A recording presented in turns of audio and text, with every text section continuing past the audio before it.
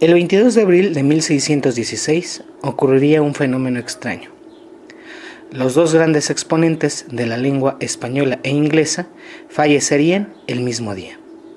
Miguel de Cervantes Saavedra, máximo exponente de la literatura hispana, y William Shakespeare, máximo exponente de la literatura inglesa, compartirían la misma fecha de decesión. No obstante, esto no es otra cosa más que una ilusión cronológica, puesto que fallecieron en diferentes días naturales, acertaron en la misma fecha ya que estaban bajo diferentes calendarios, el juliano y el gregoriano.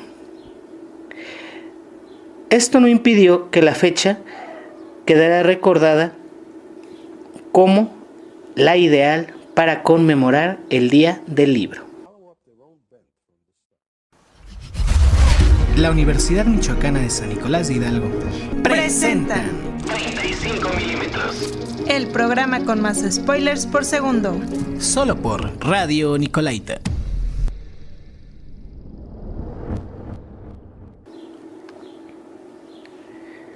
¿Qué tal, queridos amigos de 35 milímetros? Bienvenidos a un episodio más del programa con más spoilers por segundo. Mi nombre es Asdrúbal Ramírez y el día de hoy me acompaña Yunuen Figueroa. Hola, Yuni. Hola, Asdrúbal, ¿qué tal? Les quiero mandar un saludo enorme a todas las personas que nos están escuchando. Muchas gracias, Yuni, y pues un saludo enorme para ti también y para todos los que nos escuchan. El día de hoy queremos hablar de películas basadas en libros, pero también de películas que hablan del libro como objeto, es decir, del libro como un material de estudio y de culto. Y también queremos compartirles una editorial acerca del futuro del libro y la situación en la que nos encontramos como pobladores del siglo XXI. Pero bueno, primero que nada cuéntanos, Yuni, para ti, cuando escuchas libros y películas, ¿cuáles son las recomendaciones que nos tienes? Bueno, pues yo creo que las primeras, yo creo que, bueno, una de las que me gusta es la de Lolita, de Vladimir Nabokov, que bueno, hay dos versiones, ¿no? de las películas. Una del año de 1962, que es dirigida por Stanley Kubrick, pero también está la Lolita del año 97, ¿no? Que pues la productora fue Pathé. Entonces, bueno, también eso lo vamos a encontrar, ¿no? Que en los libros comúnmente pues sacan como de los libros sacan diferentes versiones, ¿no? De películas. Claro, aquí ocurre un fenómeno extraño y es que todas las películas tarde o temprano son libros. Todas las películas eventualmente tienen un guión, bueno, hay alguna que otra que no lo tiene, pero todas tienen un guión y ese guión en un sentido estricto es un libro, a final de cuentas. Así como los guiones teatrales o como podemos leer el teatro, también podemos leer el cine en su forma de guión. Y una actividad muy recurrente, sobre todo en la cultura anglosajona, es que cuando una película llega a tener cierto éxito, te empiezan a vender el guión novelado. Es decir, le quitan como todas las cuestiones técnicas y te venden el libro de la película. Entonces el fenómeno ocurre en las dos direcciones. Existen tanto películas adaptadas a libros, o más bien películas adaptadas de libros, como libros que son adaptaciones de películas. Por ejemplo, ¿qué libros tú tienes o recuerdas, ¿no? En este momento, que están basados en películas? Libros basados en películas, pues todos los de Star Wars. Los de Star Wars. Todos los de Star Wars. También, aunque no está en sí basado en una película como tal, hay un libro que se llama Orgullo, Prejuicio y Zombies. Y recordemos, si han seguido nuestro programa desde hace algunos meses, que los zombies son parte de la mitología urbana que tiene sus asentamientos completamente en el cine. y bueno, los vampiros tienen su proximidad también en la literatura, pero el vampiro que conocemos, el vampiro de colmillos, Drácula y todo eso, pues está completamente fundamentado en el cine. Entonces en sí todas las películas de zombies, o más bien todos los libros que hablan de zombies, como también la de mi novio es un zombie y todo eso, pues están diseñados, son libros basados en películas. Pero también te puedo hablar de... existe una versión novelada de Books. Y a mí me tocó leerla cuando estaba estudiando inglés.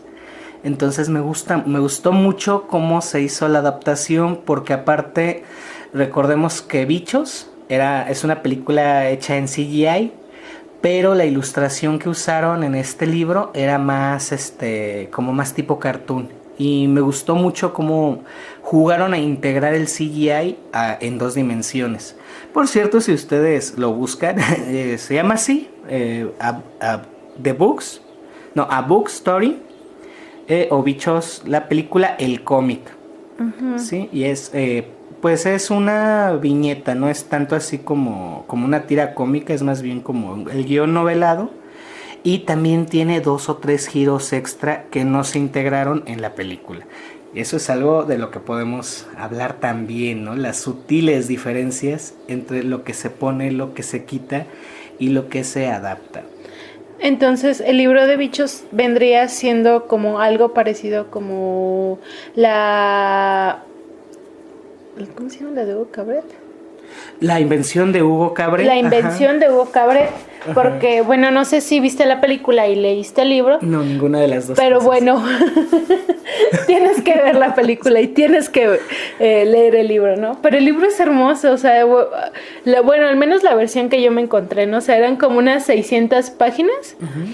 Pero prácticamente te va narrando la película y bueno, tiene bastantes... animaciones, ¿no? O dibujos, o bueno, no sé cómo se le podría llamar a... Uh-huh. Ilustraciones. Ilustraciones, ¿no? Uh-huh.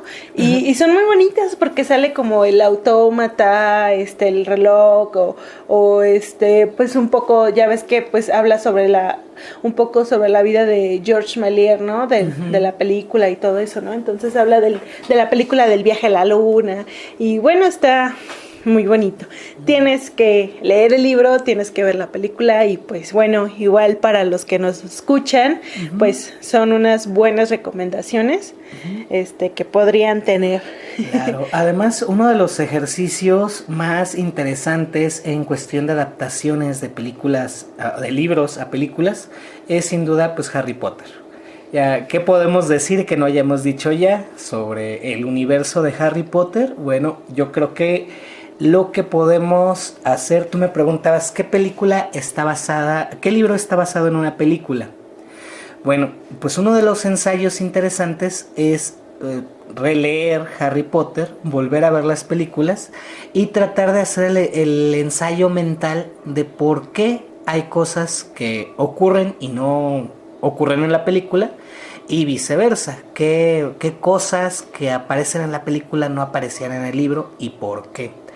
Ahora yo les quiero recordar algo. La primera película de Harry Potter se estrenó cuando J.K. Rowling apenas había publicado el 4º libro.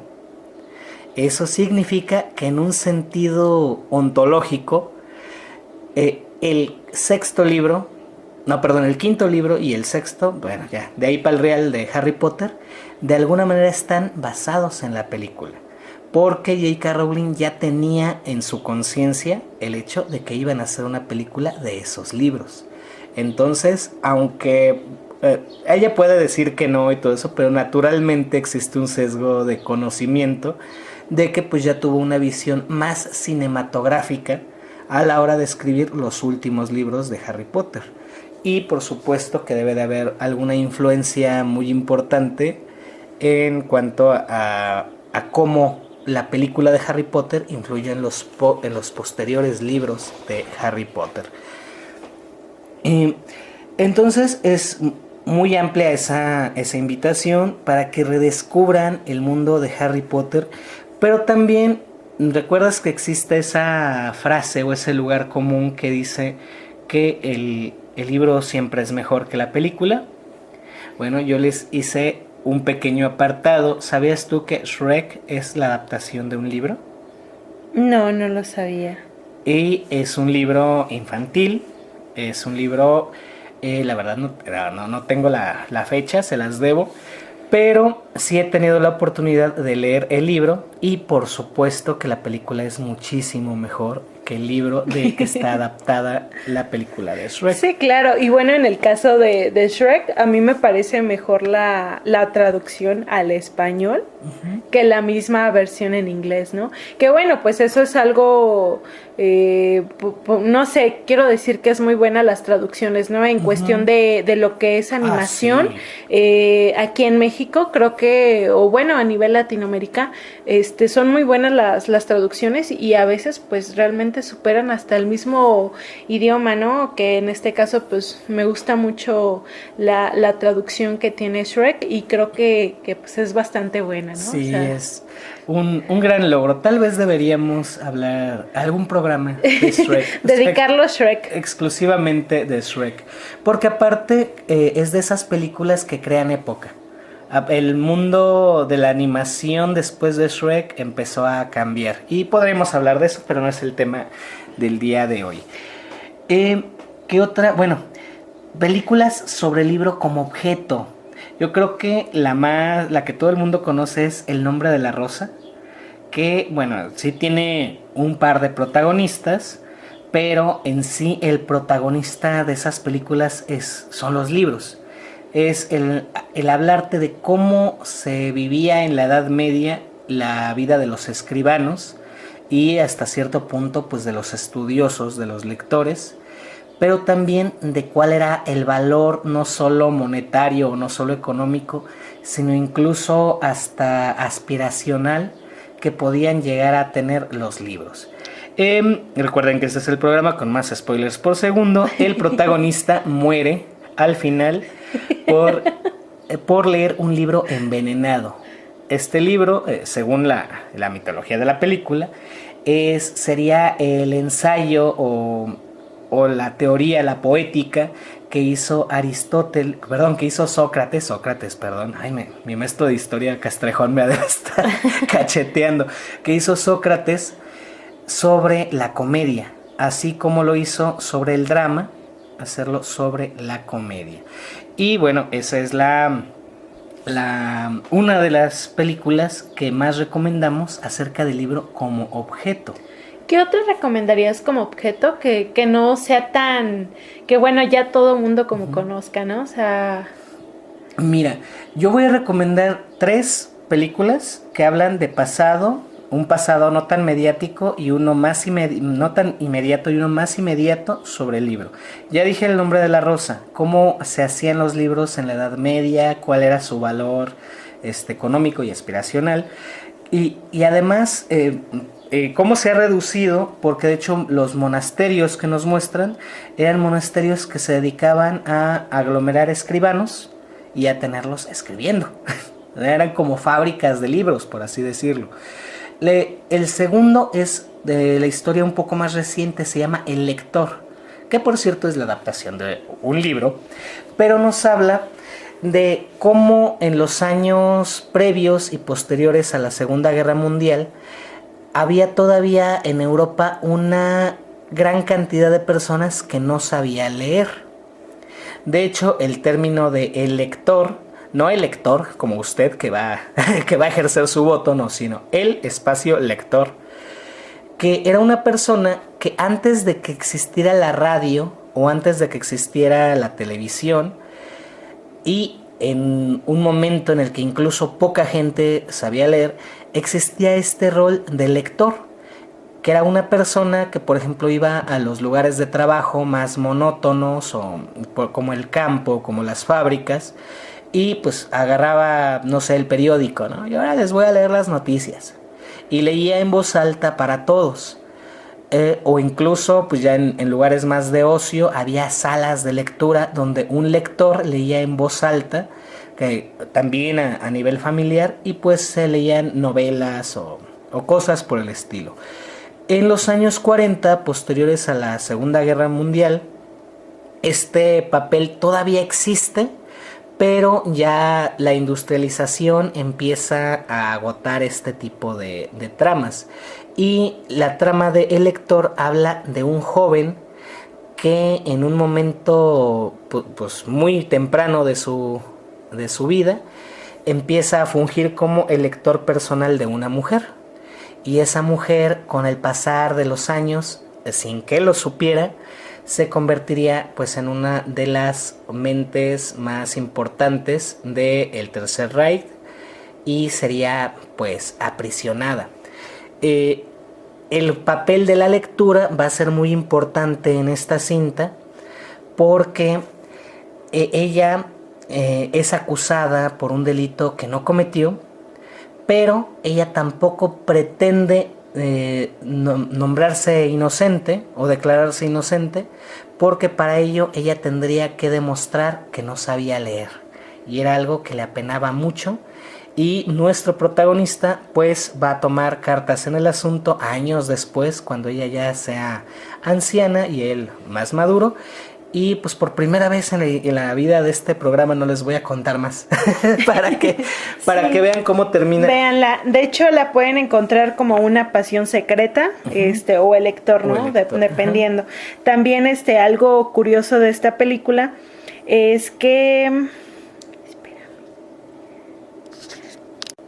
lo curioso de esto es que esta película fue la última producida por Anthony Minghella y Sidney Pollack, ya que los dos fallecieron antes de que se estrenara.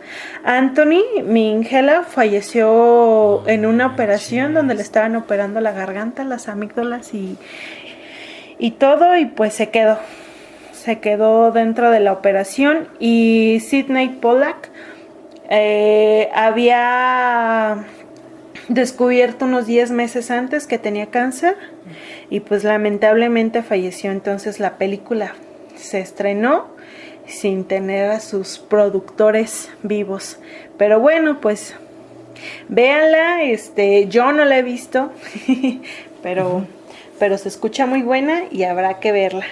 Ok, y finalmente les voy a recomendar un documental de la BBC sobre la Comic Con.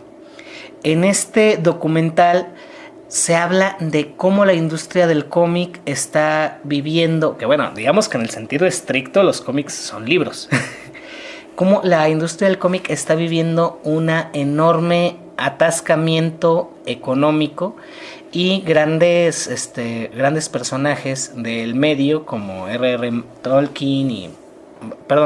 Martin hablan de cómo el cómic o el culto al cómic impreso, al cómic pues tradicional en su formato de libro, pues tal vez esté por desaparecer en los próximos años, y está generando que los cómics ya están funcionando más como un objeto de burbuja financiera que como un artículo de entretenimiento. Y eso pues es una cuestión muy interesante. La gran mayoría de tiendas de cómics tienen en aparador alrededor de $50,000 en stock, y eso es algo que, bueno, si usted le sabe algo de empresas, a menos que usted venda joyería fina, eso es muchísimo dinero por stock, y es dinero que sabemos, o que los mismos personas que se dedican a esto saben que no va a salir, que esto ya se convirtió pues en una época última de los cómics. ¿Y dónde podemos encontrar ese documental, Asdrúbal? Es de la BBC. ¿Es de la BBC? Sí, la BBC casi siempre tiene en su página bbc.com o bbc.mx. Ahí pueden entrar y ver los documentales. Hay pues varios y están bien. Y si no, el confiable YouTube, que fue donde yo lo vi. Y bueno, Asdrúbal, ¿tú conoces un poquito la historia del cómic? Pues mira, la historia del cómic, de hecho yo creo que tal vez deberíamos dedicarle un programa completo, porque viene desde los egipcios. De hecho, la manera en cómo están puestas las tablas de las tumbas egipcias es muy similar a cómo funciona un cómic, ya que te van pasando ilustración por ilustración según un orden cronológico. Algo muy parecido a como en las iglesias en la actualidad ponen los 12 capítulos del Vía Crucis. Bueno, algo así tiene de anterior el cómic. Y podríamos decir que antes del cómic todavía existió algo llamado una novela ilustrada, que pues tiene que ver precisamente con los momentos en donde la imprenta se empieza a popularizar y empieza a haber material impreso lo suficientemente económico como para que personas que no sabían leer o tenían una debilidad de lectura muy amplia, pues se fueran fortificados con las imágenes. Esto fue alrededor del siglo XIX más o menos, que empezaron a popularizarse estas llamadas viñetas.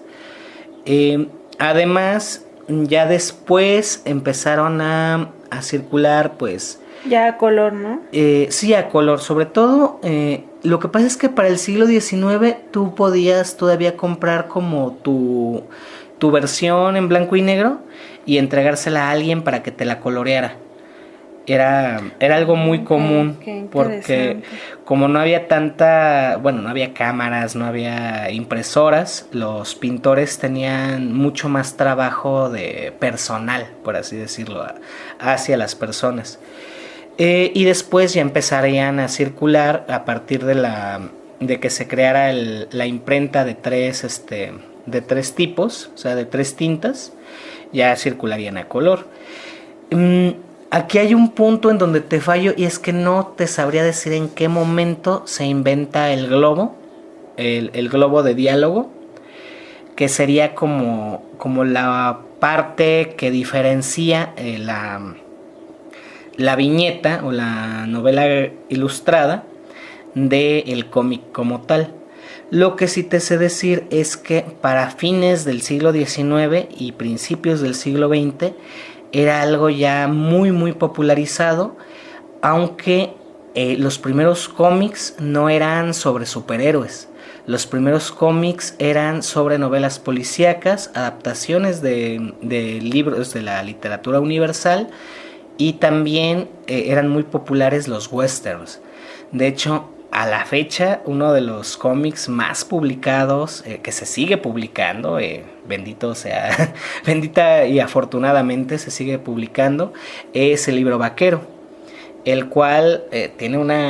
Claro, el famoso, ¿no? El famoso. De que encontrabas antes en el baño de los abuelitos, de los tíos, y que bueno, ahí lo tenían, ¿no?, en el baño a la hora de leer, y que lo encontrabas en la versión a color y en blanco y negro. Y cuya colección asciende a más de 3,000 ejemplares. O sea, yo no conozco a nadie que los tenga, y quien dice que los tenga es un mentiroso, porque son bastantes. Bueno, y ese tipo de lecturas eran las más populares a principios de siglo. Podríamos decir que el Libro Vaquero es un sobreviviente de este tipo de novelas. Y hay algo muy interesante sobre el Libro Vaquero. Está íntimamente o estructuralmente relacionado al calendario maya. Porque ¿cómo le haces para hacer 3,000 historias sin repetir? Sí. Los Simpson llevan 600 y ya han duplicado capítulos 2 o 3 veces sin querer o conscientemente, pero lo han hecho, ¿no? De alguna manera. Han duplicado la trama, por así decirlo.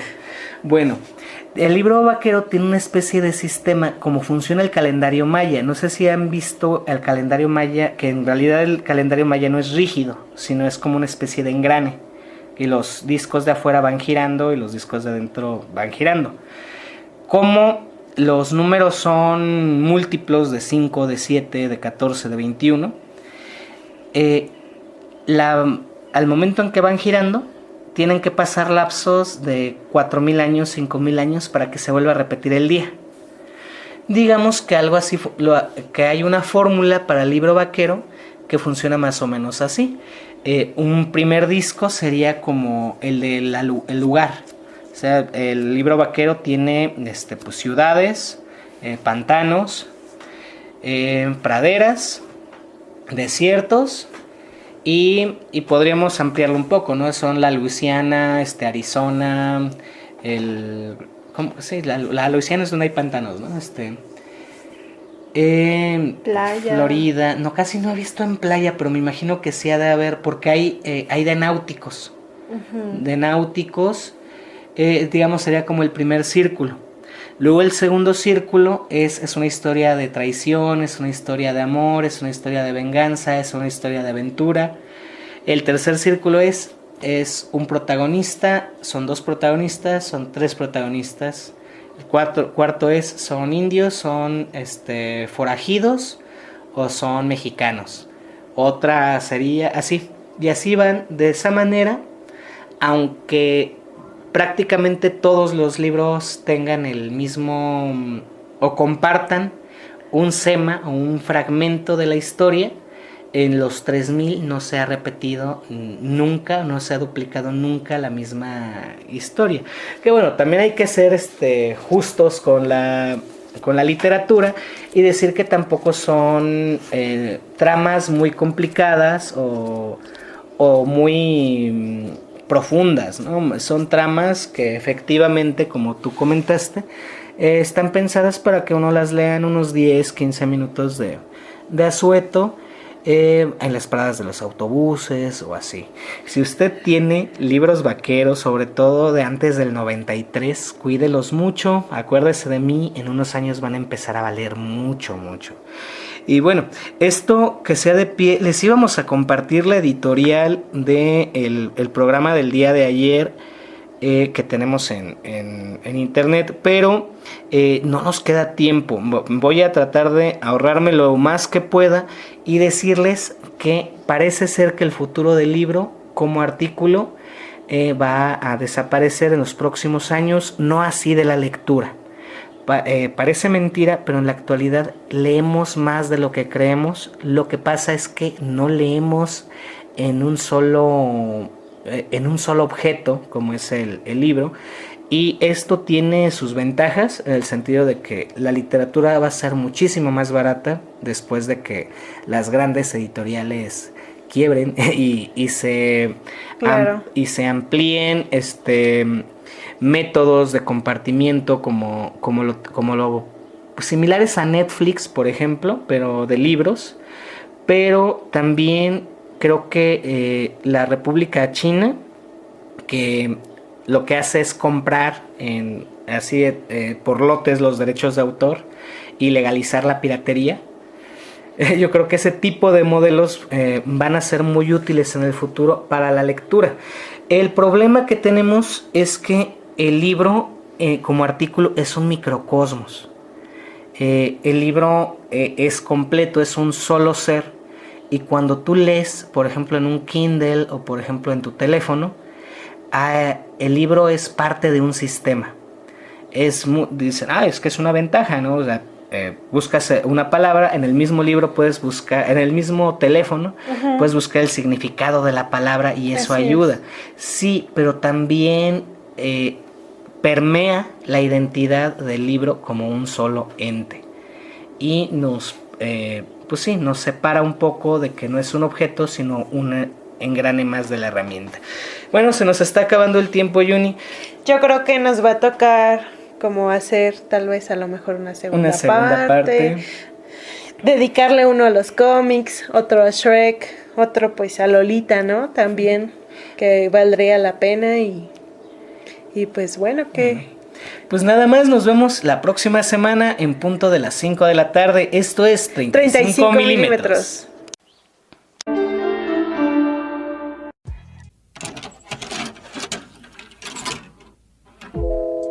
Esperamos que hayas disfrutado la función. La próxima semana tenemos una cita para seguir hablando sobre el séptimo arte. Mientras tanto, quédate en casa y sigue disfrutando de Radio Nicolaita. Juntos nos cuidamos todos.